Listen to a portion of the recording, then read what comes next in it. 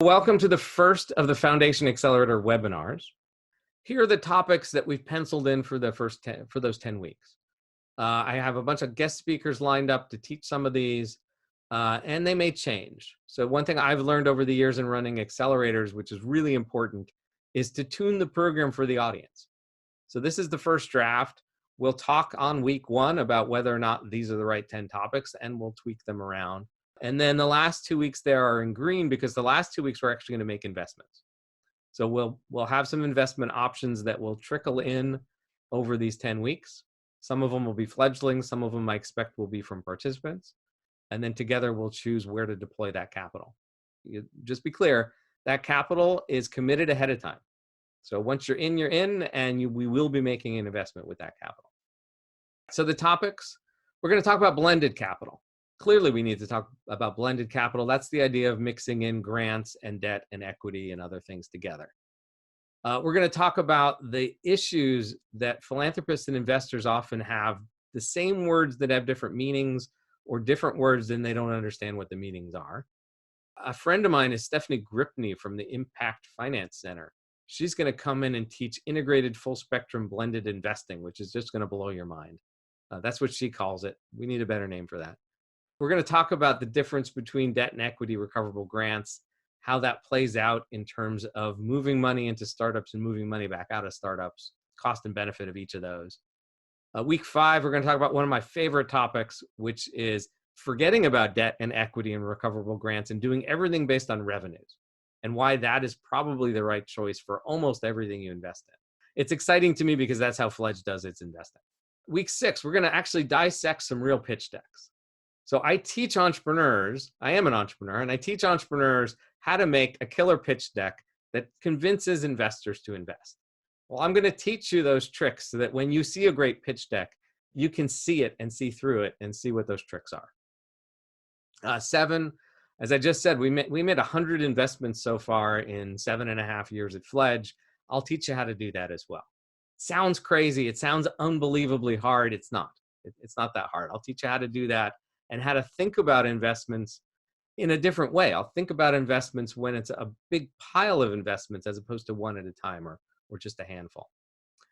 Week 8, we're talking about the difference between transactions versus building relationships and how accelerators help with that and other formats help with that.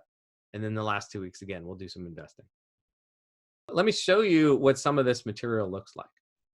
So we talk about impact investing. It's really hard to define what that is. And there's a framework that I've been teaching for a few years on what that is. And it's actually a landscape. The hard part about describing it is it's not one thing. It's a whole vast landscape of activities that lie in between investing and philanthropy and are related to investing in philanthropy. And we'll show you how that works. There's also an analysis that I've done on stage a few places in the world showing how vast the difference is between the amount of money and the amount of power that the top foundations have versus the top US public companies. That the scale between the charities and the foundations and the scale of the for-profits is mind-bogglingly immense. It doesn't fit on the screen, it's so big. And this is one of the issues that we're facing in the world, is that we expect most of the world's problems to be solved by the charities and the foundations, and you guys just don't have the money. There isn't enough money in that whole world to solve the problems. So we need to find a way to tap into the money that's in the public markets.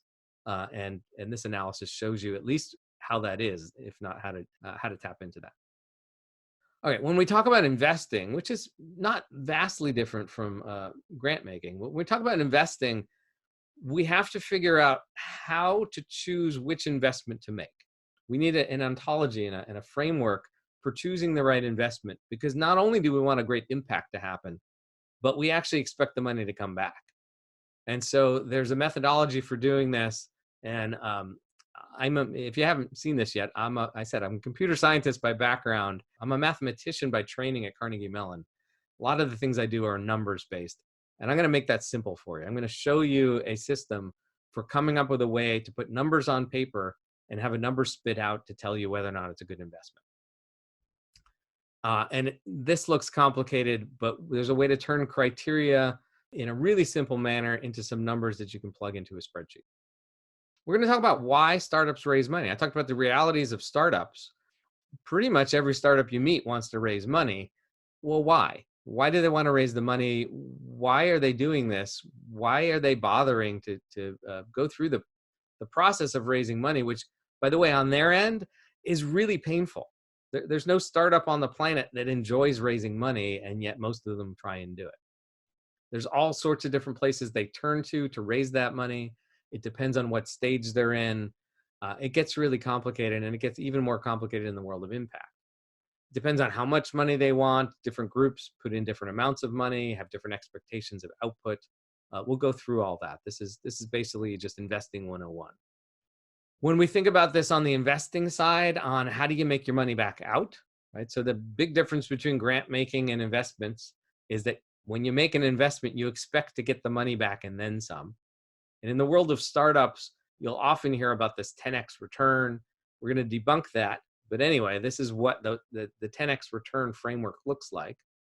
And it turns out that VCs talk about this 10x all the time, and so do angels. And successful VCs are only right 1 out of 10 times.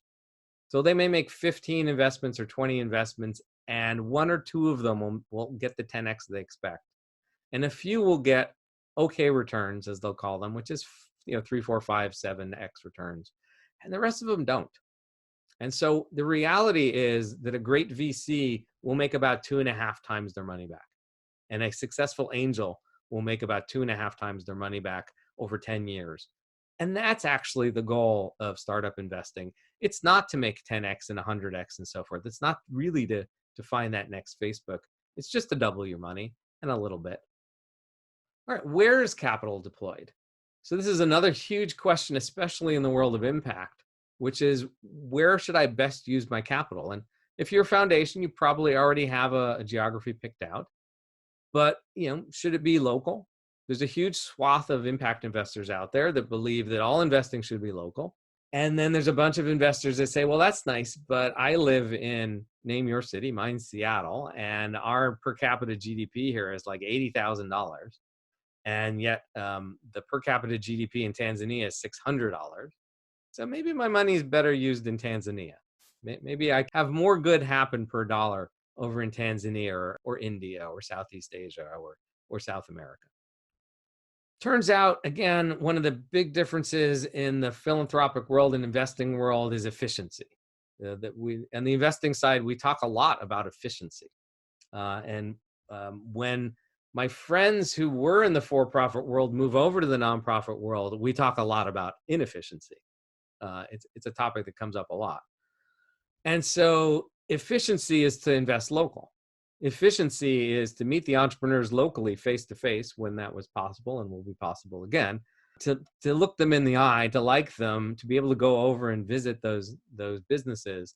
And so it turns out that in reality, more than 80% of all startup investing, angels and VCs, is local to the city, local to the state, at least local to the region they're in, depending on where they're located.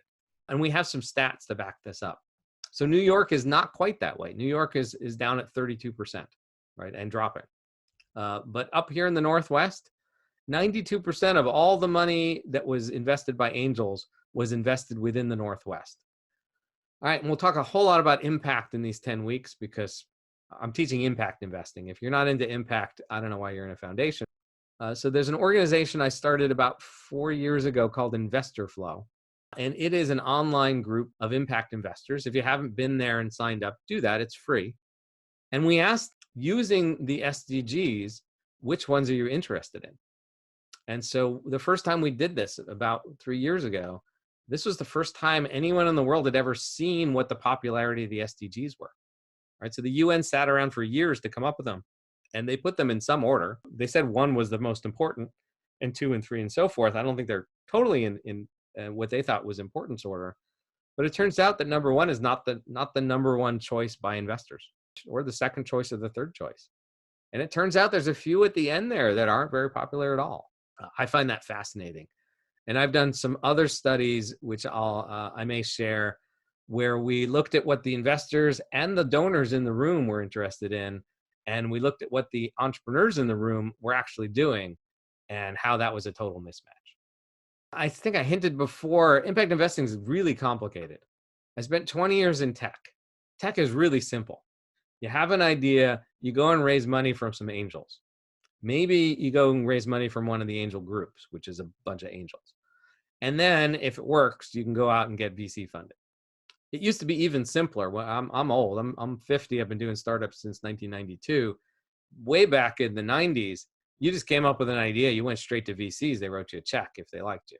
You didn't even need to deal with angels. In the world of impact investing, it's much more complicated. We have individual angel investors. We have family offices. We have foundations. We have funds. We have a bunch of other things that just don't fit into any of those categories. This is an actual graph coming out of the Investor Flow network. This is what the Investor Flow network looks like. And that other is including all sorts of different organizations that invest in a bunch of different ways. I talked about my favorite topic was revenue-based finance. This is one of the books I talk about in the opening. And it's fun because this is a book about the history of science. And I'm just going to leave it at that so you can be teased on that. Turns out one of the reasons why I'm so hooked on this idea is that there's about 500,000 startups per year, not this year, but normal years. And only 4,000 get funded by venture capitalists. Most companies out there don't fit what venture capitalists are looking for. It's less than 1% of all startups per year get funded by venture capitalists. And yet, all the news that we hear about funding of startups and all the structures that are used to fund startups all follow what the venture capitalists do. And so I find that to be crazy, because why are we doing what we're doing when just that green thing there is the successful venture capital investments? Why are we following them when they're wrong 99.9% of the time? So they'll say that most every company is unfundable, and I'll show you in a few weeks how they're wrong. And then just to get to the end of this, there's lots of cliches that show up in teaching startups. Same things and sometimes apply to investors. For instance, you have to be able to see the future. You have to be able to imagine what will happen in a year or two. So, elephant in the room, there's a pandemic going on. It will end. When will it end? Well, if you're investing, that's an important question to be able to answer. How long do you need to keep the companies that you've already invested in alive? How much money is that going to take?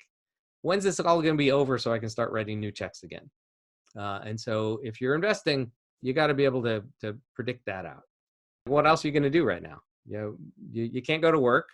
You can be online at working, but why not take this opportunity now to learn something new and bring a new tool into your quiver, so that when this is all over, and it will be over in some point, we can start making the world a better place again. So again, just to repeat some of the stuff I said at the beginning, now that you understand kind of what we mean by training, this is training and then doing at the end in a cohort structured for just 10 weeks with a shared goal of making investments at the end. Today was the first workshop. We'll do 3 more. The other 3 will actually teach something, not just overviews. You don't have to commit until after the last week. It'll be 10 weeks between April and June. It's a $55,000 recoverable grant to join this program. And again, what else are you going to be doing? So everybody I know is working at home. It's hard if you haven't done this for years. I've been working at home for years, so this is not a big change for me. But you get less done in the online virtual version of business than you do in person. So now is the perfect time to step back, take some of that time that would be wasted trying to coordinate Zoom meetings, join in one that's going to be every Thursday at 10:30 in the morning Pacific.